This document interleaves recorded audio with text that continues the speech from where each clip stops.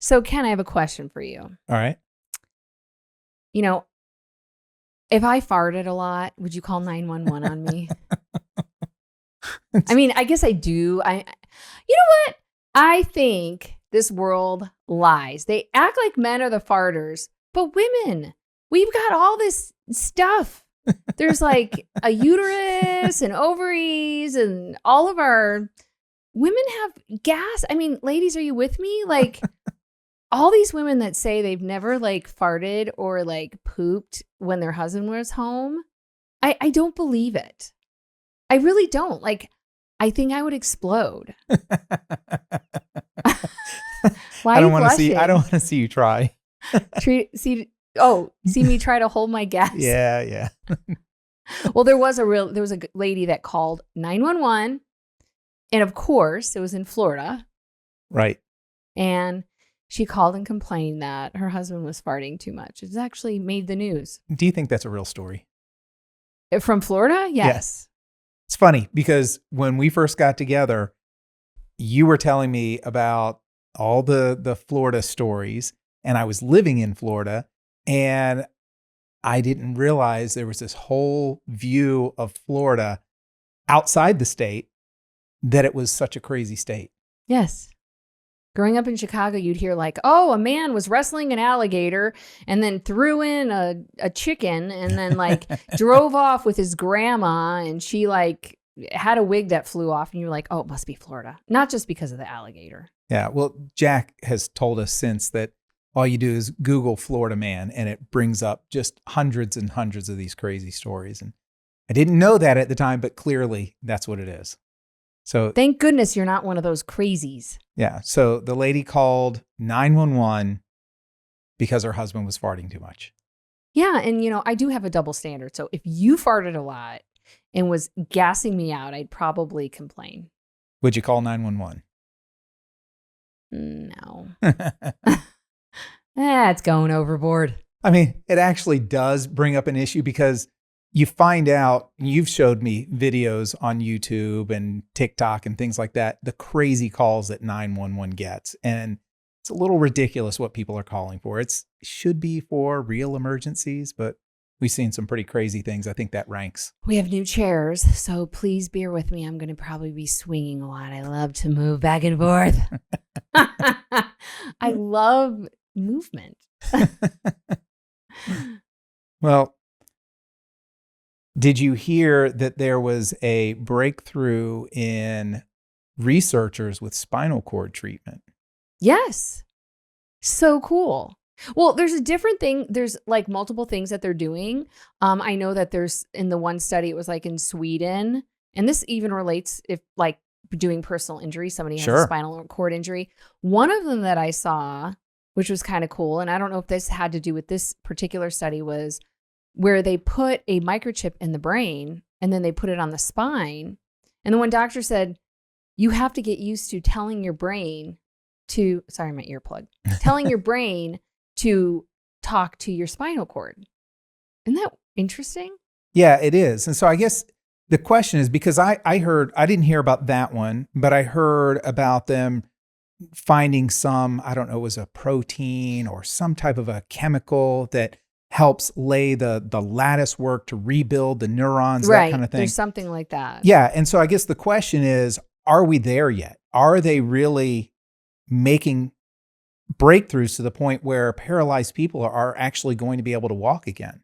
I believe so. I think it's really cool that they have to start somewhere. Yeah.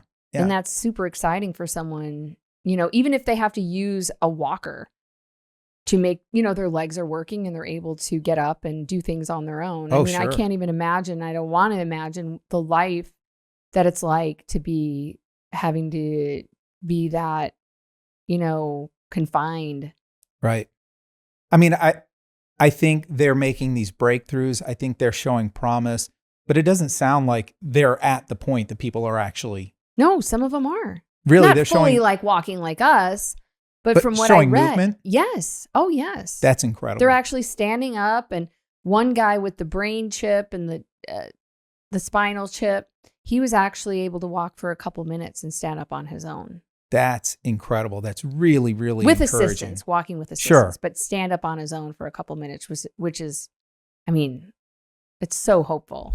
Yeah. So I guess it's on the horizon. It may not be widely available to people very soon, but it's at least on the horizon.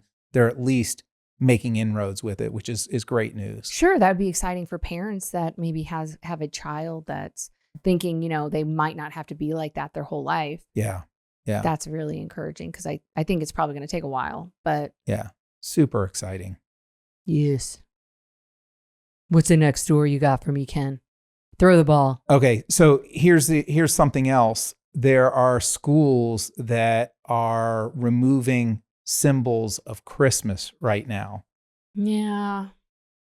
That's a little frustrating. You know what? The thing of it, we were talking about this story last night, and I get it. Like, America's all about inclusion. Oh, we can't let the minority feel bad. We can't, but they do celebrate the minority. They celebrate the minority in schools. You were raised Jewish. Right. And you said that it was almost more of a victim thing. Where here I'm like, dude, you grew up in the Bible Belt where everybody's Christian. Right. Right. And you said your parents kind of made you feel bad about that. There was this feeling of, and I've talked about this before on the podcast, of being set aside and separate from the main population. And you feel this threat in the Jewish community that the Jewish people are going to be watered down and disappeared. And so you're taught to be very protective of that. And it stretches on to Christian symbols, Christian holidays and things like that. And there's actually this feeling of almost offense. Like if somebody were to come up and just randomly say, Merry Christmas, I may not have said anything outright or there may be people who say it, but a lot of people don't. But maybe you walk away saying, they don't even know that I'm Jewish. Why would they assume that I celebrate Christmas when, the reality is that person is just sharing the joy of the season, trying to be friendly, and there's a need to not be the victim there. Well, what if we were in Israel? No, it's a great point. And we said, you cannot celebrate Hanukkah. There are not just Jewish people here. Right. People would go, duh, you live in Israel. Right. Or if you're in Qatar, we need to celebrate Christmas. I mean, if you're in these other countries, everyone goes, well, duh, that's their culture. Right. And America was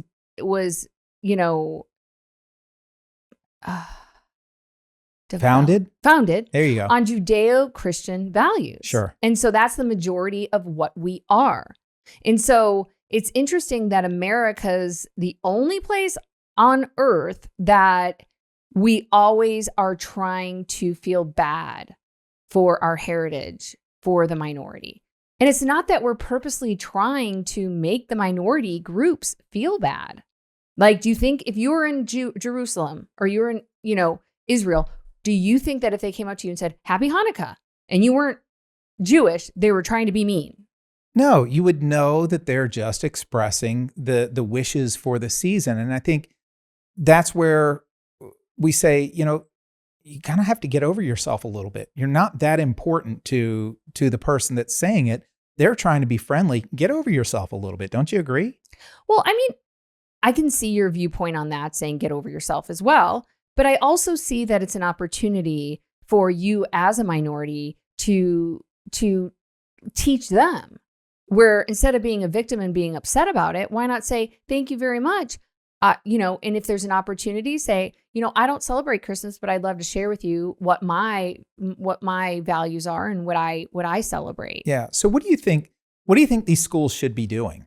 Well, you had said something that was interesting. You said a lot of schools get nervous about the separation of church and state, but you said it's not that clear cut. Can you explain that? Yeah. So actually it does boil down to separation of church and state, which that term is not actually in the Constitution. Separation of church and state comes from what's called the Establishment Clause. And what it says is that our government is not allowed to establish a state-run religion. We're also not allowed to deny anyone the right to practice their religion. And so what happens is these schools put up, Santa, put up, Christian symbols, Christmas symbols, and they get overly worried that that's going to be seen as them promoting a religion. But that's not what that establishment clause is. That's not the school, that's not the government establishing a religion and saying you have to practice this religion. It's celebrating. And I think as long as I think the cases, and I think the body of law is they just have to remain neutral on it. So promoting, Christianity, promoting Judaism, promoting that type of thing, if they have the symbols up, they're being neutral on it. There's nothing wrong with that. What are your thoughts? No, I agree. I think being one of the general public who has celebrated Christmas, since I was born, what's interesting to me, and this is just kind of going sideways a little, is you notice a lot of schools stopped wearing Halloween costumes to school. They stopped celebrating Halloween. Why is that? I don't know. I don't know either, because of masks or safety reasons, but I don't even know if that's more like a Christian thing to say we're not going to celebrate Halloween. But well, that's interesting though. Why? So it's not okay to celebrate Christmas because that's Christian, but if it's Halloween and it's a Christian ideology not to celebrate Halloween, that's okay? I don't know, because I know that when the kids did go to a public school, at one point they said you can't. They're not allowing costumes.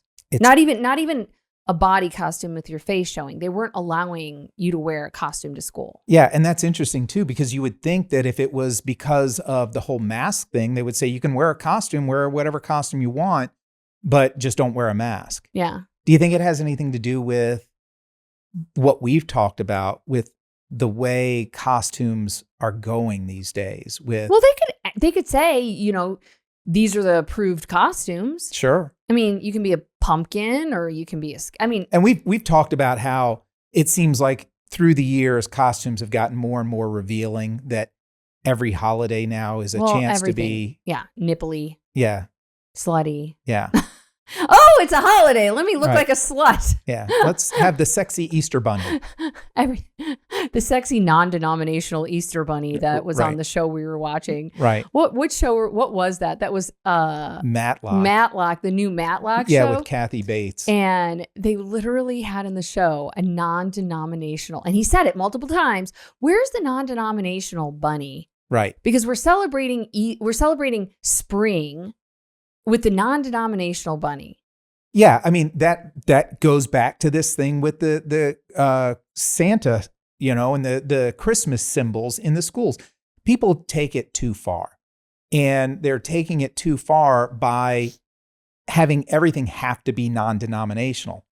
First of all, that's not the government doing that. That was some private law firm, or that was the TV show that's run by a private corporation. They have no obligation to be non-denominational. They're trying to be inclusive. It's only the government. No, it's exclusive. Yeah. They're making sure They're by excluding. being inclusive to the minority, you're being exclusive. Right.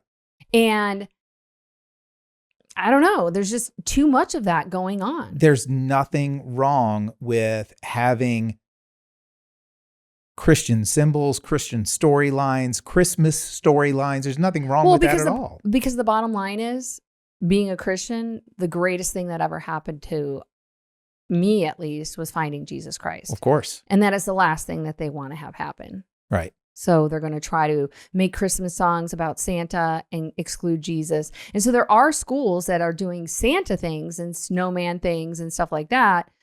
But God forbid they add Jesus to the mix. Right.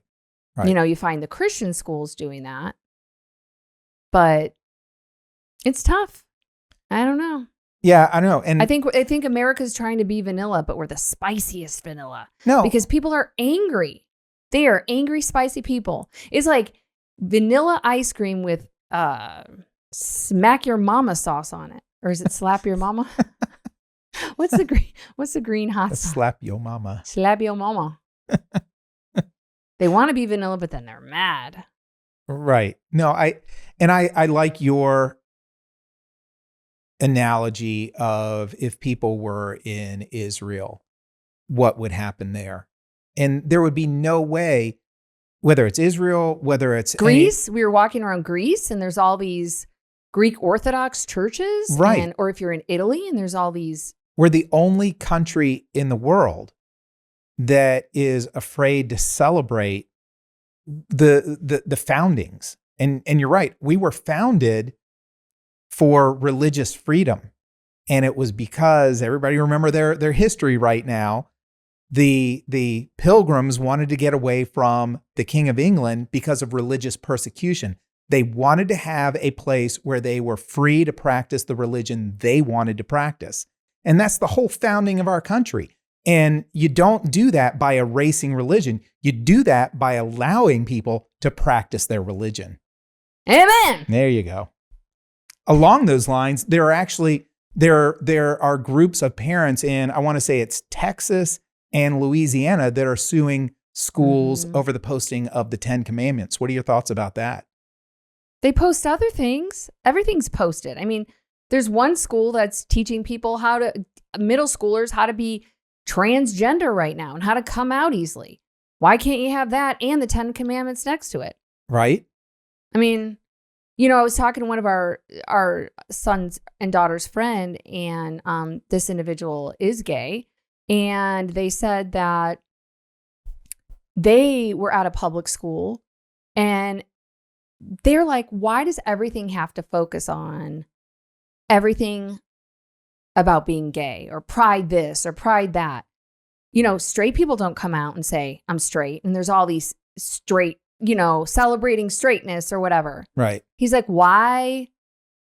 They take these minority things because someone has been hurt, in which I'm not agreeing with those people being hurt and some of the people that have been vicious towards minorities. And I don't agree with it. And I think most Americans don't.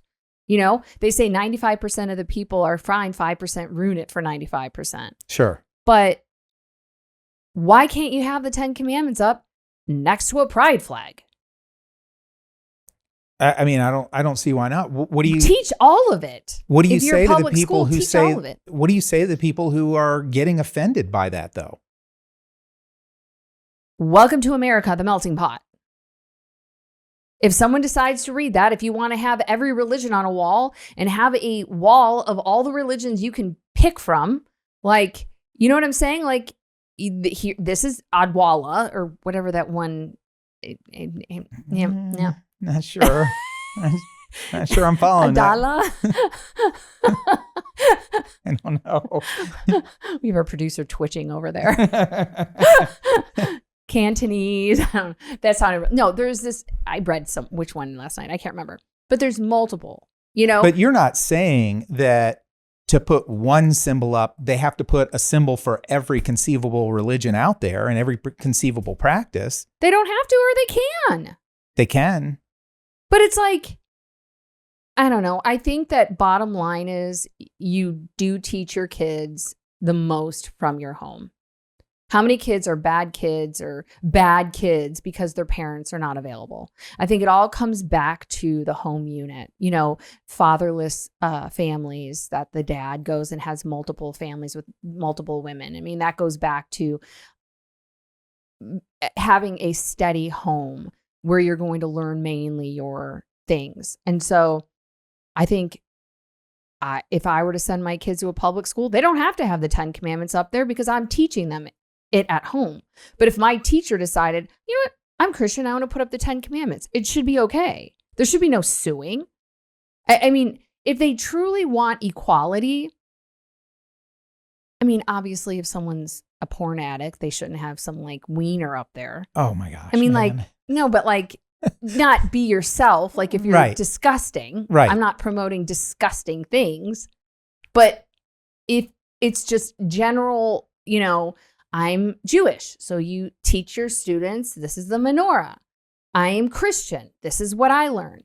And I understand parents get really touchy, but if you are strong in your faith at home and you are teaching them, this is what our family believes, this is what we do, they're going to go out into the world. It's not just like, oh, you're going to go to school and you're not going to have a million different types of people out there. You're going to go to school, college, and you're going to go get a job, and everyone's going to be different. You're saying that you can't just protect the kids from ever knowing about anything else, teach them in the home, because they're going to get exposed to it at some point anyway. Absolutely. I'm all for teaching them about everything. And you know what? You cannot, and I think that comes down to controlling your kids. I don't want them to learn this because they may go and find Christianity, or they may, okay. If my son. Do you think that's a part of it? There's a lot of fear that's involved? Sure. I think parents want to control them, but I think through love and education, your kids are also human beings, and they're going to see a lot on the internet. They're going to see a lot at school. And I don't agree with, drag queens coming into the school and reading books and trying to talk about gender. That's something completely different if you ask me. But if you took everybody's religion, or why an atheist, or why people believe what they believe, and you talked about those things, it's normal. They need to get used to that. Everybody isn't the same. Well, what would you say to the parents, talking about fear being an issue there? What would you say to the parents who maybe they're not even admitting it, but deep down inside, they know they're fearful of what their children are being exposed to with other religions and other beliefs and that type of thing? What would you say to them? The great thing is we have lots of choices in America. You can go to a private school. Maybe you can't afford it. You can homeschool. Maybe you can't do it. I think that we all have opportunity to protect our family in different ways. We sent our kids to a private Christian school.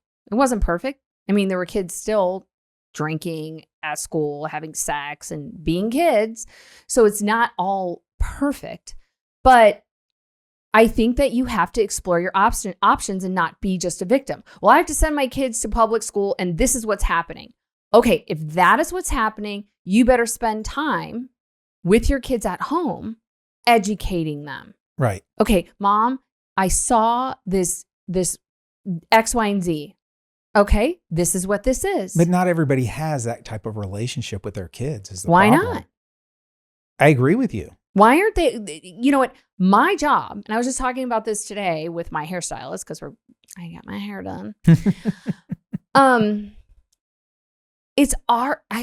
tell my kids, I tell our kids this all the time. It's not my job to live your life, but it's my job to give you the best advice that I can. I'm going to be next to you. I'm going to be teaching you. I'm going to be holding your hand as long as you need me to. But this is your life. If you decide X, Y, and Z, you get to do that. It's your life. It's not mine. And so I think a lot of parents and a lot of people in general, they want to own the people in their life. Right. They want to own them and say, you know what? If you do that, you're out of here. I'm going to cut you out of the will. I'm going to do something. And, the sad part is by you not allowing your kids. And I always said, it's like bumpers in a bowling alley. I let my kids find out who they are, but I have guides, like, the bumpers in the bowling alley. I have guides.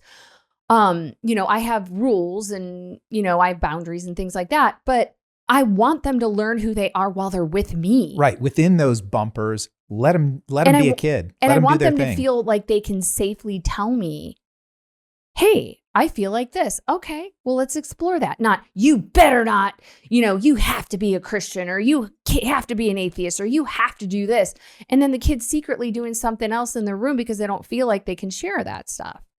Yeah, that's a good point. And, I've always appreciated that attitude that you have with our kids is counseling them and letting them know, this is my advice. Do with it what you want. I strongly recommend this, but, in the end, we know that we're not going to be around forever for their whole lives, and they're going to have to make decisions without us. So you want to prepare them how to make the decisions and hope that they make the best decisions, but we can't control everything. And I don't know everything. I hope my kids are smarter than me. I hope my kids do better than me. I hope my kids have more insight than I have. And so I can only be the best person I can be to them. And I told Skyla a couple weeks ago, this is the first time me being a mom with you two. You know, it's not like I've been a mom before. You guys are this age for the first time in my life. And so, you know, we've gone kind of sideways with all of that because we're talking about the school. And, you know, I just think parents need to relax a little bit. They need to also be more present with their kids. Well, I agree with you. And I think to bring it back to what we were talking about, a lot of the issues that are coming up with, you know, kids being exposed to different things comes from a place of fear from the parents of something that they are afraid of, something that they've missed out on, or that they're fearful is going to happen to their kids because it happened to them. And I think, you know, just to sum it up, what would you say to those parents who have some deep-seated fear about it? Well, it depends on what it is. Like, my kids never slept at another parent's house. Why? Because I don't know them fully. Right. I can always protect them in that way. I know that we are safe at our house, so kids would sleep over at my house. And those friends that are watching, it's not that I don't trust you.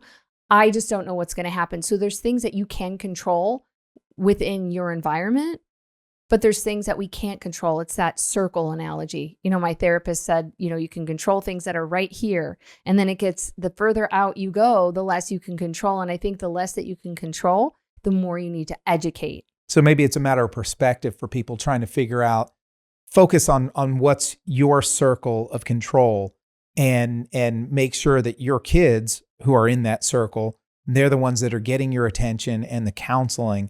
And when it comes to the things that are on the further outskirts, like what's being posted in a school, you can't control that. What you can control is how your kids see that and address that and interpret that. Right, because eventually they're not going to be in your inner circle if you're forcing them to do things your way. And the worst thing that I always would say, and then I hated hearing, is because I said so.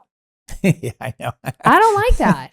It's like, I like to explain. No, you're right. Because otherwise, how are they going to learn? It's such an easy go-to. It really is. But you're right. It's better to give them the context. I agree with you about that.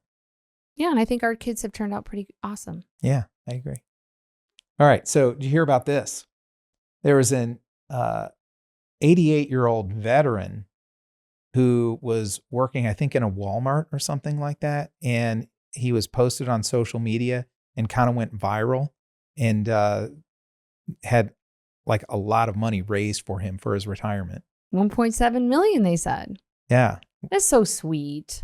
I think it's just really cool when, you know, people get so down on Americans and people feel like everything just sucks a lot of times. But then when you hear stories like that and people coming together, especially for somebody that's 88, that's still working, that's a veteran, it just warms your heart, doesn't it? Yeah, it really does. It really does. I mean, it raises questions like, you know, what was happening in his life where he's not only a veteran, but he's, you know, 88 years old. Where's the support for him? Why is he still working at that age? Still, you know, I don't know if he was a greeter at Walmart, if he was actually stocking shelves or what he was doing, but it raises questions about that. And, you know, where's our society? Well, where's the family unit? I don't mean to interrupt you. Where's the family unit? And all these other countries, you know, you go to, you know, Mexican families and you go to Italy and you go to all these other countries and they are so family based.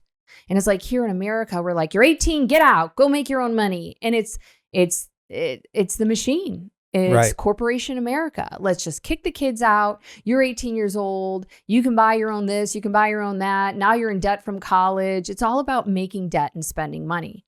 And age is not celebrated in America. There's Botox and there's plastic surgery and there's all these things. And I'm not against any of those things. If you like them, you do them. I mean, I did Botox till a year ago. I'm trying to be Botox free. let the muscles grow in the forehead. But we don't appreciate elderly people. We don't keep this big family unit. So maybe, you know, that is something that was happening to him where he just wasn't close to his family or they didn't have the ability to afford to help him not work or whatever. But it's sad. It just comes back to the values of America and our home unit and what our priorities are. Yeah, no, I agree with you. And it's nice to see people stepping up. And you see that with the GoFundMe's and that type of thing where complete strangers are stepping up to help people. And there's probably a way to get that beyond just the person who's gone viral. But Well, yeah, we like to give back. We try to give back, and I think there's a lot of people out there that do. But the sad part is that there's just too much brokenness, I think, out there. There's too much mental illness that's not handled. I think there's just a lot to get into why people might not have the money to do what they do. Everything's so expensive, and we'll talk about that another day because it's just way too deep. All right, switching gears. Paramount is facing a $108 billion hostile takeover bid. Well, yeah, I heard Netflix was already kind of like was going to buy it for like $82 billion. And then they came in and they wanted to buy it for $108 billion. Yeah, crazy amount of money. But that's like HBO, if you look at all I think I had pulled it up. Hold on. I'm breathing. Sorry, can you hear me breathing? Okay, so if successful, Paramount would control all of Warner Brothers Discovery's assets, including HBO, HBO Max, Warner Brothers, movie studios, cable channels like CNN, TBS, TNT, Cartoon Network. This contrasts with Netflix deals, which focused on studios and streaming only. So I think that this would more be like a monopoly. And from what our son was saying, which I didn't research it or know about, Trump was trying to stop that or something. Yeah, I hadn't heard about that either. I don't know. I mean, corporate America is full of big multinational conglomerates, these companies that own, other sub corporations in all areas of life. It's not anything new for us to have big corporations. But just because it's not new doesn't mean we should allow it. Well, why can't we stop something like that? I mean, we do. We have laws that don't allow monopolies. The Sherman Antitrust Act is built for that, but it has to be a monopoly. And just having a corporation grow and be large does not necessarily mean that it's a monopoly. It can turn into one easier. It certainly can. And I think that's where the laws step in and change it. But don't you think that corporations should be allowed to grow and buy up other corporations? I do, but I think it's a slippery slope when it comes to this and with all that they would be owning. Yeah. I mean, the argument would be that it stops or hinders competition, that it affects the consumer, because if they own all the streaming services, then they can charge whatever they want for streaming services. So maybe they're potentially or they monopoly. get to control the content. Yes. Yeah. So if one person controls it, then you know what I mean? Then they can say, hey, we're not going to have X, Y, and Z on there. Yeah. And I can see where, let's say, for example, they owned all of the streaming services. Then they could charge whatever subscription price they want for all the streaming services. Us as consumers, we're stuck with that. We have to pay it. And I think that's where the government would step in and say, you're a monopoly in that area. Let's break up that portion. Yeah, but the government sometimes slippery slopey. So if you just don't let it happen in the first place. I know. My issue with that is where do you draw the line as the government to where they step in? Is it once a company reaches a certain net income level or gross income level and step in then? I think you're hindering companies from wanting to get to that point. You have to let them grow. Well, we can agree to disagree. All right. That's what we'll do there. You just want to be the king and own it all. Weird, sad story surrounding Andy Dick. I guess he was overdosed recently. Yesterday. Yeah. What do you know about that? I think he's been a drug addict for a really long time from what I've heard. Yeah. I mean, how many times do you see it in Hollywood where these people are addicts for years on end. I mean, I guess it's not just Hollywood, it's all throughout life, but these are just obviously the publicized ones. Yeah, well, just because you have money and fame doesn't mean, you're not going to do drugs. Yeah, I think it raises the issue that it's not just, I mean, maybe it starts as the lifestyle that they choose, but it truly is an addiction and a health issue. Yeah, it's sad. I guess that they gave him a shot. What was the shot called? Narcan. And then he got up and said he didn't need any help. Yeah. Kind of weird that was his. But it's also sad because there's videos of it. Yeah. There's like videos of him laying on the ground and. I mean, is addiction a choice that people make to get into that? Or is it more of, just a bigger issue where it's a health issue? Well, I'm not a doctor, but I did read once that some people are more predisposed to like be alcoholics. It's like within their DNA. Maybe there's an addiction thing within there. Sure. I couldn't be because everything makes me feel sick. So. But, there's something in my brain where, because I can't flush toxins, that if I were to smoke pot, there's a chance I would become schizophrenic. We don't need that happening. No. But so my point is, I think it could be them choosing it, and then I could think that maybe it's genetic. So there are some people who can do the drugs and not become addicted, not have it ruin their lives, but there are others who, even just one time, it's a downward spiral for them from there. And it goes back to their home life and their, all the tragedies that probably happened from when they were children and their parents were drug addicts, or you just never know. Yeah. It's isn't it interesting that every single subject goes back to the family unit at home? Almost every single, except for Warner Brothers, but they want to be inside everybody's family unit. They do. Telling us how to live. Well, yeah, we're talking about, with religion and faith and symbolism and drug addiction and all that.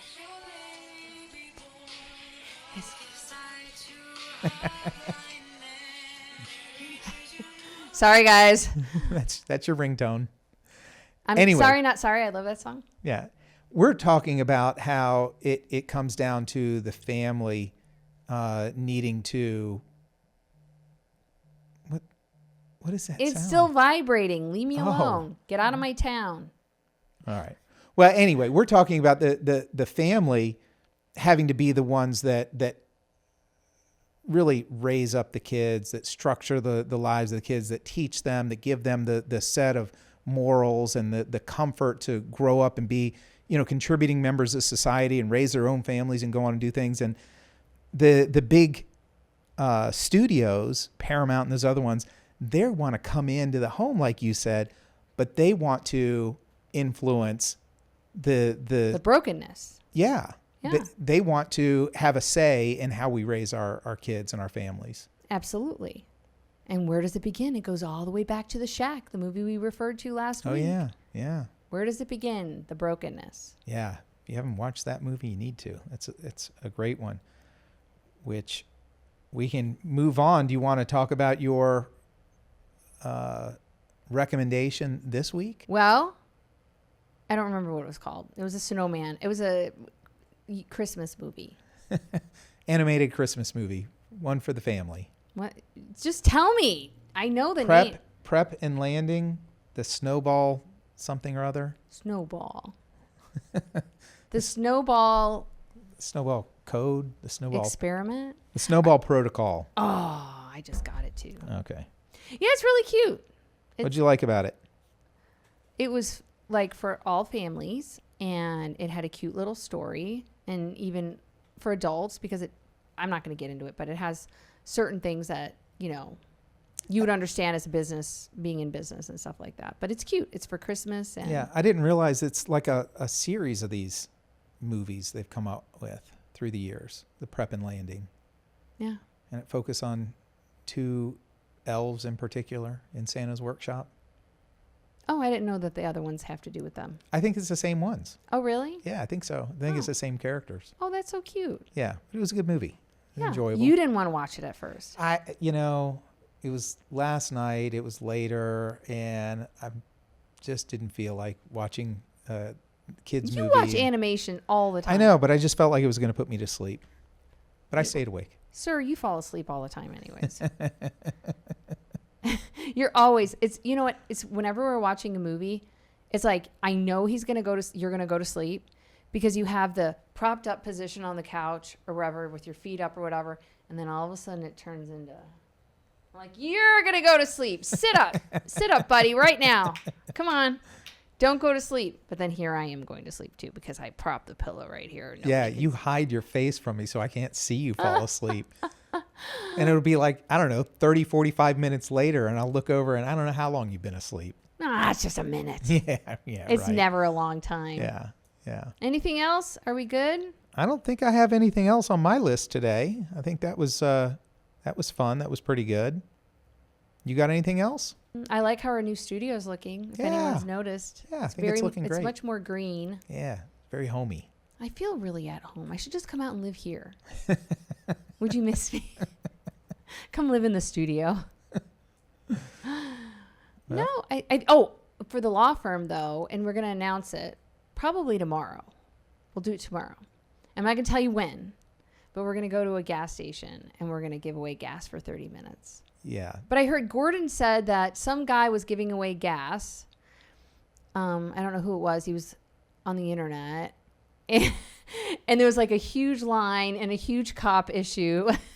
And you have to like talk to the gas station first because you can't swipe it. And there was this huge backup. Yeah, that's why I've told you I don't want you announcing this thing like hours in advance because people will descend on that. We can't. Well, should do we that. just not announce a time and then just go to that gas station? Just show up and say, surprise if you're there, people. you're there. If you're not, sorry. That's probably a better way to do it. And it's just. So tomorrow, Gerber Injury Law, at one point during 9 a.m. to 5 p.m., we will be there for 30 minutes giving away gas. All right, I like it. For 30 minutes only. So if it's on the 31st minute, no, kidding. But don't roll up in your Lambo or don't roll up in your expensive car and be like, I'm broke because of my car. We want to get people that are really in need. Yeah. I love that you always come up with ways to help people. Even though our cleaning girl, Joanna, she owns this like $100,000 car. My brother comes here because he works for the law firm to drop off some checks. And he goes, who has that expensive whatever in the street? And I'm like, I have no idea. He goes, that car's like $90,000. I'm like, the only person here is Joanna. And I go, Joanna, do you have a new car? Yeah, I got it yesterday. I'm like, that thing is more expensive than my car. She parks it out front. It's the nicest car at the house. Good for her. I know. I'm it's happy. Nice. That makes me happy for her. She's a nice. sweetheart. We love Joanna. She deserved it. Well, that wraps it up. All right. Hopefully I won't be gassy tonight where you have to call 911. Now that I know that's an option. That would be hilarious to have that stinky of farts. No. I think I'd hold them all for the car. Silent gosh. but deadly. All right. And on that note, thanks for joining us. We'll see you next time.